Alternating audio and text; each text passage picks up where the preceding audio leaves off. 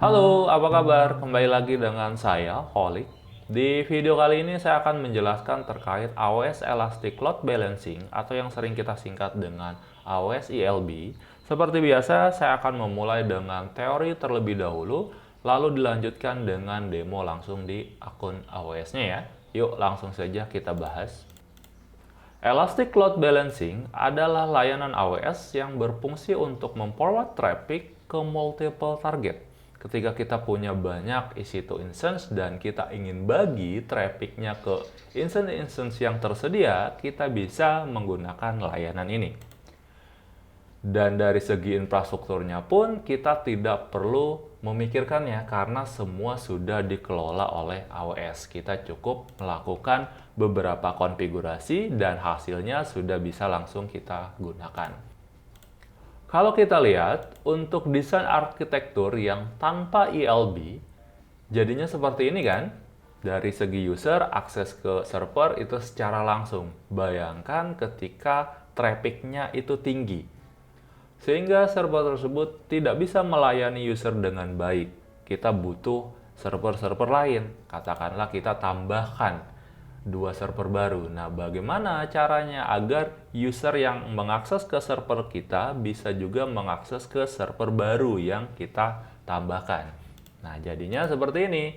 Dengan ELB secara otomatis akan membagi trafficnya ke server-server yang sudah kita siapkan sebelumnya. Nah, contohnya seperti ini ya.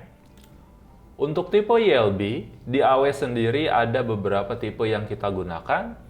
Pertama, Application Load Balancer. Jika kita ingin melakukan load balancing di sisi aplikasi, yaitu di sisi layer 7 ya. Lalu yang kedua ada Network Load Balancer jika kita ingin melakukan load balancing dari sisi networknya. Lalu yang ketiga ada Classic Load Balancer ya. Jadi ini generasi sebelumnya sebaiknya tidak digunakan. Nah, untuk contoh desain arsitekturnya kita bisa menggunakan desain seperti ini. Biasanya untuk ELB sendiri itu digabung dengan layanan auto scaling. Jadi kita bisa menambahkan atau mengurangi instance-instance yang kita ingin gunakan secara otomatis. Jadi seperti itu untuk teorinya. Kita langsung melakukan demo di akun AWS-nya. Yuk, langsung saja. Sekarang saya sudah masuk di AWS Management Console. Yang pertama kali kita lakukan, kita akan membuat instance terlebih dahulu, lalu kita akan konfigurasi Amazon ELB-nya ya. Masuk ke EC2.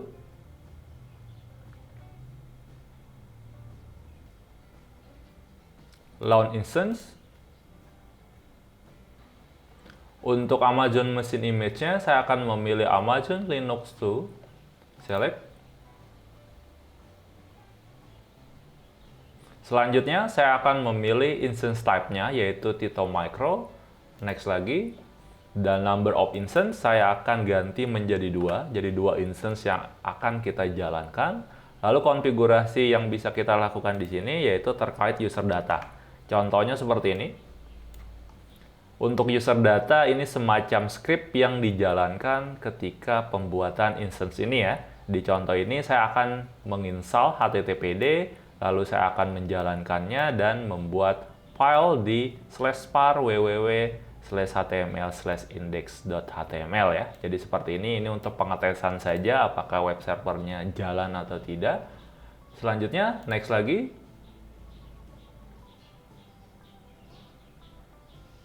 Untuk storage, saya gunakan defaultnya saja. Next lagi. Lalu ini tidak perlu. Next lagi. Security group, saya gunakan yang sudah tersedia. Jadi saya akan allow protokol HTTP ya. Jadi minimal untuk HTTP-nya ini di allow.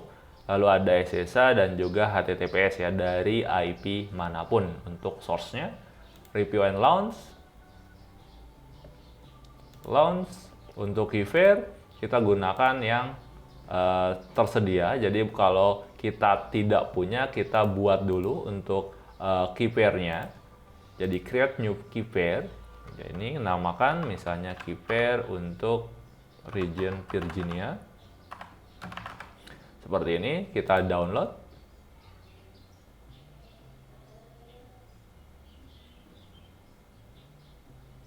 Oke, lalu launch instance.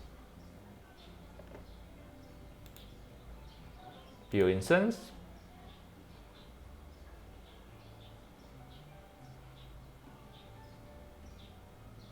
Nah, sekarang kita tinggal tunggu sampai instance ini sudah berjalan ya. Nah, sekarang statusnya sudah running, jadi kita coba lakukan tes terlebih dahulu. Saya akan coba akses untuk web servernya.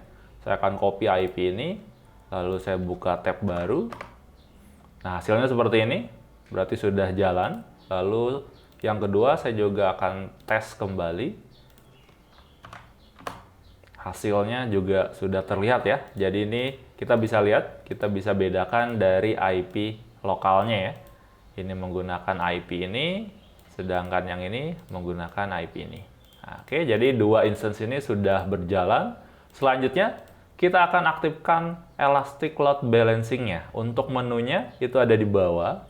Kita masuk ke Load Balancer yang ini. Kita create load balancer. Nah, di sini ada 3 tipe load balancer yang bisa kita gunakan. Saya akan memilih application load balancer, create. Oke, kita kasih nama. Misalnya ini demo untuk ELB. Dan scheme-nya kita bisa pilih jalurnya menggunakan internet atau internal. Jadi saya gunakan default-nya saja. Lalu IP address-nya yaitu IP versi 4, dan untuk listener-nya kita menggunakan HTTP, opsi lain kita bisa menggunakan HTTPS, dan untuk VPC-nya, untuk network-nya kita tambahkan. Jadi di availability zone mana kita ingin aktifkan ELB ini, dan di contoh saya kita akan checklist semuanya saja. Jadi ketika ada penambahan instance baru di availability zones yang berbeda dengan instance sebelumnya, itu bisa aktif. Jadi saya checklist semuanya. Selanjutnya kita next lagi. Oke, jadi ini semacam warning karena kita menggunakan HTTP. Jadi next. Nah, di sini kita membuat security group. Jadi security group ini agar user yang ingin mengakses ke load balancer itu diizinkan ya. Jadi minimal kita harus membuka protokol HTTP karena di contoh ini kita memanfaatkan protokol HTTP. Jadi saya akan gunakan yang sudah tersedia saja. Misalnya yang ini, DMZ, ini salah satunya allow protokol HTTP. Next lagi.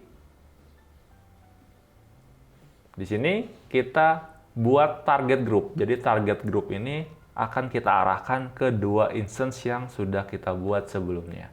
Jadi kita kasih nama demo, misalnya ini TG, target group, target type-nya yaitu instance. Selain instance kita bisa mengarahkan ke IP ataupun ke lambda function ya. Oke, protokol HTTP, yang lain tidak perlu dirubah. Selanjutnya register target. Nah, kita tambahkan instance yang sudah kita buat. Jadi kita checklist semuanya, add to register. Jadi seperti ini. Next lagi. Nah, ini reviewnya. Lalu create.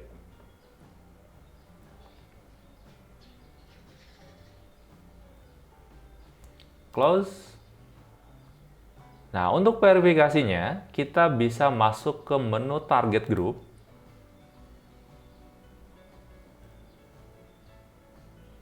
Lalu klik demo target group, lalu masuk ke target. Nah, di sini kita tunggu sampai statusnya yaitu healthy. Baru kita coba tes kembali ya. Jadi kita tunggu. Baik, sekarang statusnya sudah healthy ya. Nah, di sini kita sudah bisa lihat status kedua instance ini sudah healthy. Selanjutnya, kita masuk kembali ke load balancer. Lalu untuk pengetesan kita tinggal copy saja DNS name ini. Kita copy, lalu kita paste. Nah, hasilnya sudah berhasil ya. Ini sudah mapping ke IP 142. Lalu kalau kita refresh,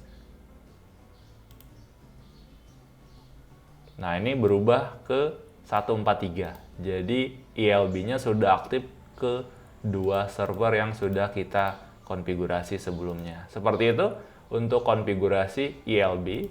Dan untuk availability zones-nya, kalau kita kembali ke instance, di sini kita lihat availability zone-nya ini sama ya, 1D.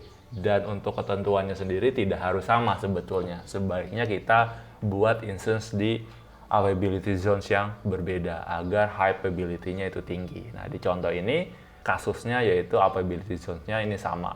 Oke, jadi kita bisa bedakan misalnya server 1 di availability 1A, sedangkan server berikutnya di 1B. Nah, jadi bisa kita gunakan seperti itu.